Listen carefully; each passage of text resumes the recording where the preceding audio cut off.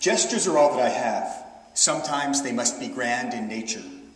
And while I occasionally step over the line and into the world of the melodramatic, it is what I must do in order to communicate clearly and effectively, in order to make my point understood without question.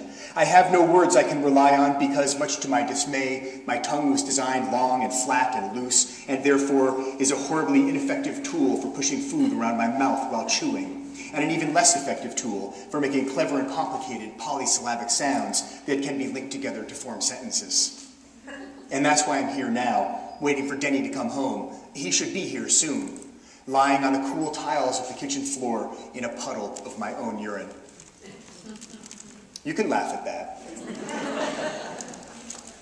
He's being self-deprecating. I'm old, and while I'm very capable of getting older, that's not the way I want to go out. Shot full of pain medication and steroids to reduce the swelling of my joints, vision fogged with cataracts, puffy plasticky packages of doggy Depends stocked in the pantry. I'm sure Denny would get me one of those little wagons I've seen on the streets, the ones that cradle the hindquarters so a dog can drag his ass behind him when things start to fail. That's humiliating and degrading.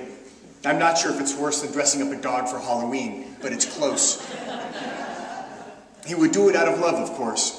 I'm sure he would keep me alive as long as he possibly could, my body deteriorating, disintegrating around me, dissolving until there's nothing left but my brain floating in a glass jar filled with clear liquid, my eyeballs drifting at the surface, and all sorts of cables and tubes feeding what remains.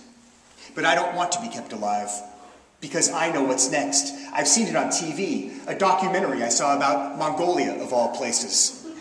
It was the best thing I've ever seen on television. Well, other than the 1993 Grand Prix of Europe, of course, the greatest automobile race of all time, in which Ayrton Senna proved himself to be a genius in the rain. After the 1993 Grand Prix, the best thing I've ever seen on TV is a documentary that explained everything to me, made it all clear, told the whole truth.